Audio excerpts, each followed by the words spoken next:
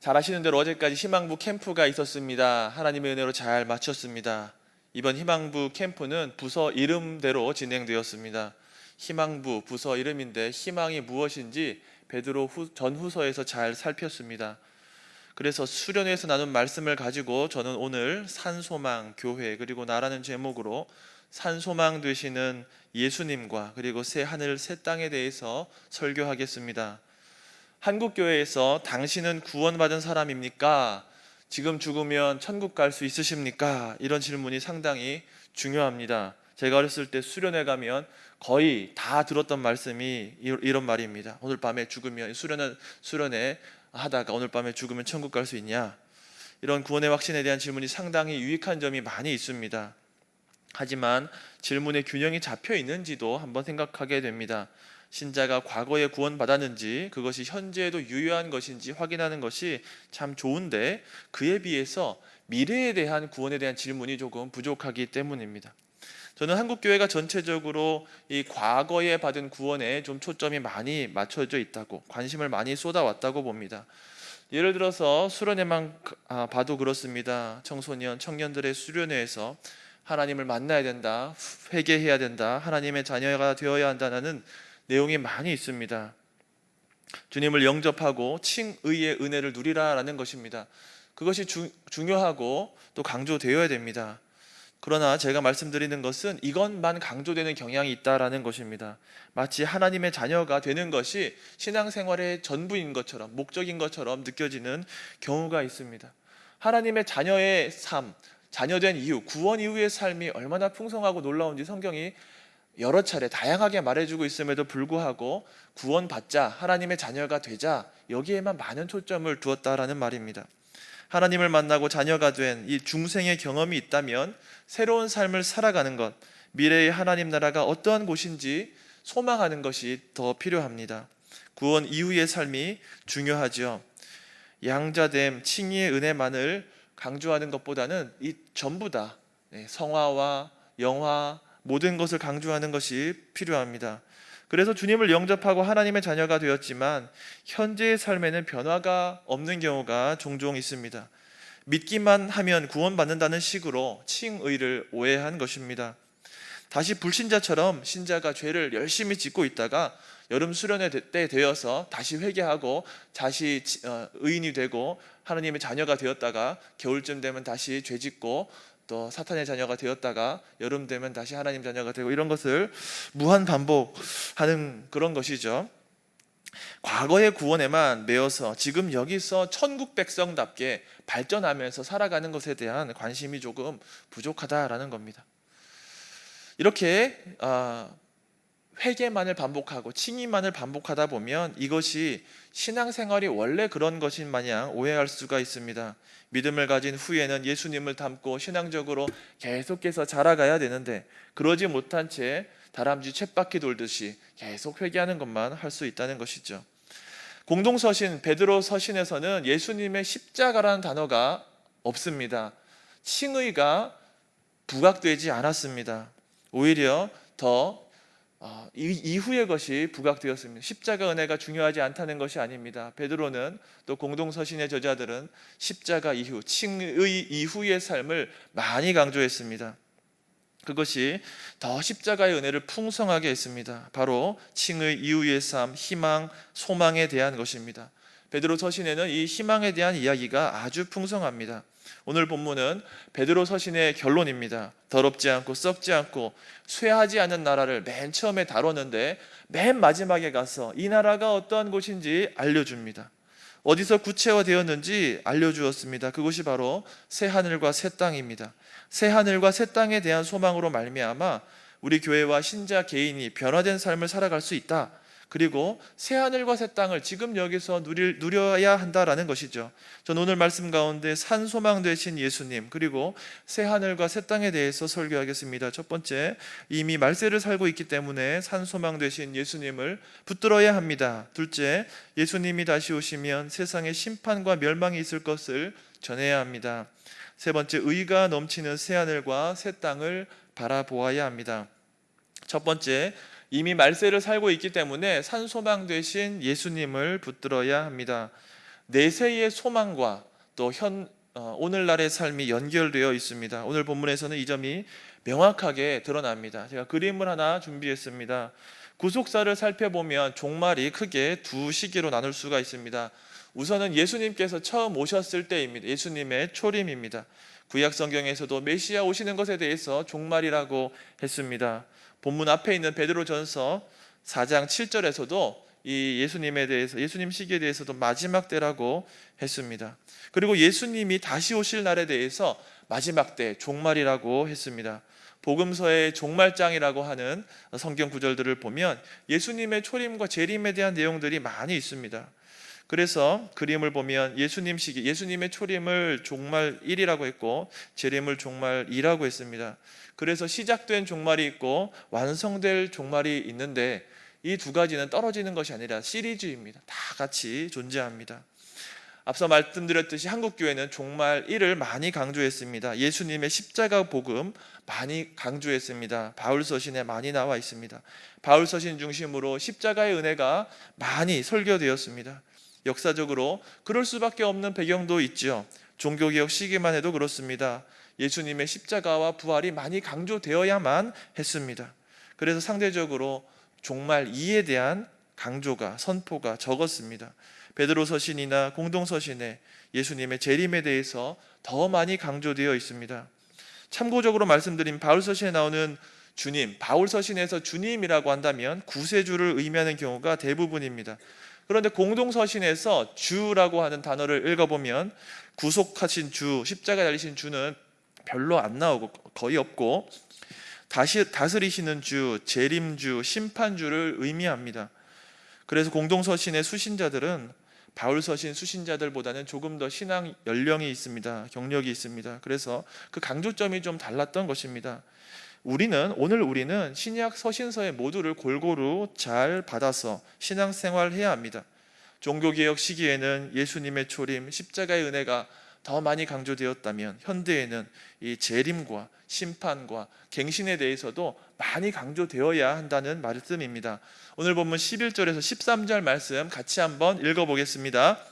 이 모든 것이 이렇게 풀어지리니 너희가 어떠한 사람이 되어야 마땅하냐? 거룩한 행실과 경건함으로 하나님의 날이 임하기를 바라보고 간절히 사모하라. 그날에 하늘이 불에 타서 풀어지고 물질이 뜨거운 불에 녹아지려니와 우리는 그의 약속대로 의가 있는 곳인 새 하늘과 새 땅을 바라보도다. 베드로 사도는 오늘 우리에게 어떠한 시간관을 가지라고 도전합니까? 여기서 어떠한 사람이 되어야 마땅하냐라고 묻고 있는데 현재적인 이 도전을 하면서 종말을 가지고 왔습니다. 하늘은 불에 타서 풀어지고 물질이 뜨거운 불에 녹는 때를 생각해 봐라, 이렇게 말하면서 의가 넘치는 새하늘과 새 땅을 바라보라고 했습니다. 과거 내가 어떻게 구원을 받았느냐, 그 경험이 진실하냐라는 질문도 필요합니다만 그 이후 주의 날을, 우리가 들어가야 할 새하늘과 새 땅을 바라보고 현재를 살아가라는 그 질문과 도전도 더 중요합니다. 구원이 과거에만 매여 있으면 오히려 혼란이 찾아올 수 있습니다. 역동적인 현재를 살아갈 수가 없기 때문입니다. 과거의 구원파가 이것을 잡고 많이 흔들었습니다. 그런데 그게 다가 아니죠. 예수님의 재림이나 새하늘 새 땅에 대해서 한국교회가 잘 가르치고 설교하지 않다 보니까 다미 선교회가 나와서 사람들을 선동하기도 했고 이상한 새하늘과 새 땅을 말하는 신천지가 등장해서 오늘날도 많은 사람을 미혹하고 있습니다. 우리가 좀 더 주의 날과 새하늘과 새 땅에 대해 민감했더라면 아마도 이들은 등장하지도 못했을 수 있습니다. 하나님의 구원의 은혜, 예수 그리스도의 십자가에 감사하는 삶으로 거룩한 삶을 살아가야 합니다. 동시에 우리는 이미 말세를 살아가고 있다라는 시간관을 가져야 됩니다. 그래서 이 말세는 곧 있을 마지막 날을 생각하게 합니다. 예수님이 곧 다시 오셔서 만물을 새롭게 하실 것이다라는 그런 시간관을 가지고 있어야 합니다. 이제 곧 새 하늘과 새 땅에 들어갈 것이라는 믿음을 가져야 됩니다. 그래야 나 역시 그곳에 들어가기에 어울릴 새로운 피조물로서의 삶을 살아가게 될 것입니다. 구원의 과거와 또 미래를 동반하는 구원받은 오늘을 살아가야 됩니다. 새로운 시간관을 가져야 됩니다. 천국 시계를 차야 합니다. 이미 말세라고 하는 시간관념을 가져야 됩니다. 그리고 말세가 곧 온다라는 것도 인식해야 됩니다. 그 가운데 내가 어떠한 삶을 살아가야 되는지 생각하시기를 바랍니다. 두 번째, 예수님이 다시 오시면 세상에 심판과 멸망이 있을 것을 전해야 됩니다. 사람들이 어떠한 종말관을 가지고 있느냐에 따라서 오늘을 살아가는 자세가 결정됩니다. 한국 전쟁 후에 도무지 오늘을 살아내는 그런 긍정적인 미래, 희망이 없으니까 오늘 하루를 잘 살아야 된다, 즐겨야 한다, 그런 노래가 있었습니다. 1962년에 황정자 선생님이 부른 노랫가락 차차차라는 노래가 있습니다. 이제 조금만 불러보겠습니다. 노세 노세 노세 노세 젊어서 놀아 늙어지면은 못 노나니 화무는 11홍이요 달도 차면 기운 아니라 얼씨구 절씨구 차차차 지화자 좋구나 차차차 화란 춘성 만화방창 아니 노지는 못하리에라 차차차 차차차 차차차 차차차 뭐 이런 노래입니다. 다 불렀습니다. 힘든 시대에 애환이 담긴 노래입니다. 근데 한번 가만히 생각해 보아야 할 것이 있습니다. 이 노래에는 종말론이 담겨 있습니다. 노랫말에 화무 11홍이 나오는데 열을 붉은 꽃이 없다라는 말입니다. 사람은 늙고 붉은 꽃은 열을 가지 못하고 달이 차면 기우는데 오늘 여기 내가 해야 할 일은 무엇인가? 종말을 생각하면서 생각해 보니까 내가 좀 놀아야겠다, 이러한 결론이죠. 단지 60년대의 종말론이 아닙니다. 옛날부터 이러한 시각이 많이 있었습니다. 고린도전서 15장 32절 말씀 읽어봅시다. 죽은 자가 다시 살아나지 못한다면 내일 죽을 터이니 먹고 마시자 하리라. 매우 비슷하지 않습니까? 오늘 본문에도 비슷한 시각이 있습니다. 베드로서 3장 3절 4절 말씀도 같이 읽어봅시다. 먼저 이것을 알지니 말세에 조롱하는 자들이 와서 자기의 정욕을 따라 행하며 조롱하여 이르되 주께서 강림하신다는 약속이 어디 있느냐? 조상의 잔후로부터 만물이 처음 창조될 때와 같이 그냥 있다 하니. 고린도 교회는 주님이 다시 오시겠다, 이런 약속은 있는지 없는지 잘 모르겠고 그냥 잘 먹고 잘 놀아야 한다, 마시자, 이런 주장을 하는 이들이 있었습니다. 베드로 서신을 썼던 이 당시에 흩어진 교회에 주의 강림을 부인하고 하나님의 창조도 일부러 잊으려 하고 그렇게 살아가는 거짓 교사들이 있었습니다. 이들 거짓 교사들의 삶은 매우 비윤리적이었습니다. 베드로서 2장 1절 3절도 같이 한번 읽어보겠습니다. 그러나 백성 가운데 또한 거짓 선지자들이 일어났었나니 이와 같이 너희 중에도 거짓 선생들이 있으리라. 그들은 멸망하게 할 이단을 가만히 끌어들여 자기들을 사신 줄을 부인하고 임박한 멸망을 스스로 취하는 자들이라. 여럿이 그들의 호색하는 것을 따르리니 이로 말미암아 진리의 도가 비방을 받을 것이요 그들이 탐심으로써 지어낸 말을 가지고 너희로 이득을 삼으니. 거짓 교사들은 이 말씀처럼 호색했고 교인들을 상대로 사기를 쳤고 금전적인 이득을 취했습니다. 아마도 젊은 여자 성도들을 가까이 하면서 교묘한 말로 돈을 뜯어냈을 것입니다. 이들 거짓 교사들의 특징은 잘못된 성경이나 교리적인 것에 있었던 것이 아니라 비윤리적인 삶에 있었습니다. 그것을 통해 주님을 부인했던 것입니다. 이들은 아마도 입술로는 정통 교리를 지지했을 수도 있습니다. 말로는, 입술로는 사도들의 가르침에 동조했을 수도 있습니다. 그런데 자기 입지를 위해서, 자기 쾌락을 위해서 호색과 방탕한 삶을 살아가기 위해 교인들을 이용했습니다. 이러한 거짓된 삶 자체가 주를 부인하고 임박한 멸망을 스스로 취하는 모습이라고 했습니다. 이러한 목회적 환경에서 베드로는 심판과 멸망이 있을 것을 계속해서 강조했습니다. 이렇듯 사람이 어떠한 종말론을 가지고 있느냐에 따라서 오늘의 삶이 결정되게 됩니다. 내일에 대한 소망이 오늘의 나의 삶을 결정하는 것입니다. 내일이 없다면 먹고 놀아야 되는 것입니다. 조상이 원숭이라고 믿고 또 우연히 세상이 만들어졌다고 생각하는 사람들이 많이 있습니다. 이런 사람들은 의식주만 챙기는 삶을 살아갈 가능성이 매우 높습니다. 잘 먹고 잘 사는데 그 목적을 둘 것입니다. 오늘 본문을 한번 적용해 보겠습니다. 우리는 왜 하나님의 자녀답게 천국 백성답게 오늘을 살아가야 할까요? 그것은 주의 날이 임박했기 때문입니다. 하나님이 세상을 만드셨고 예수님이 다시 오셔서 이 세상을 새롭게 할 것을 믿기 때문입니다. 그리고 내가 그곳에 들어가야 한다는 것도 바라보기 때문입니다. 천년이 하루 같기 때문에 새하늘과 새 땅이 이미 임했다고 생각하고 그에 걸맞는 새로운 피조물로서의 삶을 살아가야겠다, 그렇게 다짐하기 때문입니다.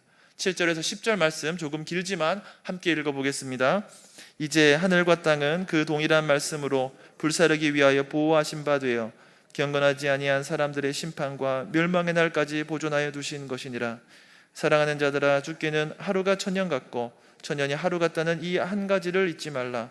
주의 약속은 어떤 이들이 더디다고 생각하는 것 같이 더딘 것이 아니라 오직 주께서는 너희를 대하여 오래 참으사 아무도 멸망하지 아니하고 다 회개하게 이르기를 원하시느니라. 그러나 주의 날이 도둑같이 오리니 그날에는 하늘이 큰 소리로 떠나가고 물질이 뜨거운 불에 풀어지고 땅과 그 중에 있는 모든 일이 드러나리로다. 우주가 어떻게 시작되는지 모르는 불신자들은 세상의 끝 역시도 알지 못합니다. 불신자들은 하나님의 창조를 믿지 않습니다. 세상이 우연히 만들어졌다, 우연히 폭발했고 우연히 팽창했다고 생각합니다. 사람은 하나님의 형상으로 지음받은 존귀한 존재인데 불신자들은 원숭이가 진화한 것으로 보았습니다. 그런데 원숭이는 조상으로 모시지 않고 동물원에서 관람하고 있습니다. 조상님을 잘 모시지 않는 것인데 앞뒤가 맞지 않습니다. 세상의 처음도 모르고 마지막도 모르는데 그 가운데에서 사람들이 과학을 맹신하기도 합니다. 오해하지 말으시기를 바랍니다. 저는 과학을 좋아합니다. 하나님이 주신 만물이 돌아가는 이치로서 과학을 배워야 한다고 생각합니다. 그런데 하나님의 다스림을 부정하는 무신론적 과학은 또 다른 종교가 될 수 있습니다. 하지만 하나님의 창조를 믿는 신자는 예수님의 창조도 믿고 하나님의 창조도 믿고 예수님의 재림과 심판도 믿습니다. 오늘 역시 하나님의 심판과 멸망의 날을 기다리고 있는 종말의 때라는 것을 아시기를 바랍니다. 그렇기 때문에 주님의 마음을 가지고 사랑과 자비를 베푸는 삶을 살아가야지 다짐하시기 바랍니다. 그저 자기의 기준대로 오늘을 살고 있는 이 세대를 향해서 종말을 외쳐야 합니다. 천지를 말씀으로 창조하신 하나님께서 그 동일한 말씀으로 세상을 심판하실 것입니다. 사람들에게 알려주어야 됩니다. 요한같이, 세례 요한같이 천국이 가까이 왔다, 회개해야 한다고 말해주어야 됩니다. 마지막 날, 주의 날 모든 일이 드러나기 전에 회개하고 새로운 삶을 살아가기를 촉구하시고 도전하시기 바랍니다. 세 번째는 의가 넘치는 새하늘과 새 땅을 바라보아야 됩니다. 우리가 하나님의 뜻을 이해하고 또 전하고 행하는 삶이 쉽지 않습니다. 복음을 전할 기회를 만드는 것도 쉽지 않습니다. 노방전도하면서 한 사람과 진지하게 복음을 전하는 것이 쉽지 않습니다. 현대인들에게 교회를 비방하지 않고 전도하기가 쉽지 않은 시기입니다. 또한 새 하늘과 새 땅에 들어갈 만한 천국 시민으로서 그러한 삶을 살아가는 것이 쉽지 않습니다. 베드로가 말한 것처럼 지식의 절제를, 절제의 인내를, 인내의 경건을, 경건의 형제의 우애를, 형제의 우애에 사랑을 더하며 살아가기가 정말 어렵습니다. 외적으로 내적으로 복음을 전하며 복음대로 살아가는 것이 어려운 때에 사도 베드로가 우리에게 어떻게 권하고 있습니까? 12절, 13절 말씀 같이 한번 읽어보겠습니다. 하나님의 날이 임하기를 바라보고 간절히 사모하라. 그날에 하늘이 불에 타서 풀어지고 물질이 뜨거운 불에 녹아지려니와 우리는 그의 약속대로 의가 있는 곳인 새 하늘과 새 땅을 바라보도다. 옛 하늘과 옛 땅이 풀어지고 녹아지고 연단된다고 했습니다. 옛 하늘과 옛 땅이 사라지는 것이 아닙니다. 광진구가 마지막 날에 사라지는 것이 아닙니다. 주님 오시면 새롭게 되는 것입니다. 의가 넘치는 새 하늘과 새 땅이 될 것입니다. 베드로 사도는 새 하늘과 새 땅을 바라보고 거룩한 행실과 경건함을 갖추어 가라고 도전하고 있습니다. 베드로가 말하는 거룩한 행실과 경건한 삶이 우리 가운데 어떻게 가능하게 됩니까? 베드로서 1장 19절 말씀 같이 읽어봅시다. 또 우리에게는 더 확실한 예언이 있어 어두운 데를 비추는 등불과 같으니 날이 새어 샛별이 너희 마음에 떠오르기까지 너희가 이것을 주의하는 것이 옳으니라. 내가 말씀을 좌우하는 것이 아니라 하나님의 말씀이 우리를 좌우해야 합니다. 이것이 말씀 묵상입니다. 베드로서 신에서 이것이 얼마나 강조되어 있는지 모릅니다. 오늘 본문 하반절에 뒷부분에도 이 말씀 묵상에 대해서 많이 강조하고 있습니다. 우리가 교회에서 함께 말씀을 듣는다는 것은 내가 위로받고 내가 그저 하나님의 말씀을 해석하는 그런 수준이 아닙니다. 하나님이 우리를 찾아오시고 우리를 위로하시고 우리를 비춰주시는 그런 시간이 되어야 됩니다. 베드로가 이 편지를 통해서 예언의 말씀을 사사로이 풀지 말라고 하는 것도 다 그런 이유 때문입니다. 말씀을 맺겠습니다. 우리는 어떠한 시계를 가지고 살아가고 있습니까? 우리가 명품 시계만 좋아하는 것이 아닙니까? 천국 시계를 손목에 차고 살아가야 됩니다. 예수님 오심으로 시작된 종말이 곧 온다라는 것을 알아야 됩니다. 예수님 오심으로 옛 시대가, 옛 언약이 끝났습니다. 새 시대가 시작되었습니다. 하늘로 승천하신 주님이 곧 다시 하늘로부터 오실 것입니다. 주님의 오심으로부터 옛 시대의 부정함도 다 사라지고 새로운 하늘과 새로운 땅이 있게 될 것입니다. 이렇게 새로운 새 하늘과 새 땅을 바라보시고 기대하면서 나는 오늘 어떠한 삶을 살아가는 것이 마땅하냐 스스로 묻고 다짐해 보시기를 바랍니다. 입술과 삶으로 종말을 경고하는 삶을 사시기를 바랍니다. 옆에 있는 이웃들에게 또 같이 살아가는 불신자들에게도 회개를 촉구하는 삶을 살아갑시다. 복음을 전하는 삶을 살아갑시다. 이런 종말을 통해서 오늘을 살아갈 때 주님의 뜻을 드러내는 삶을 살아가는 우리 모두가 되기를 주님의 이름으로 축원합니다. 아멘.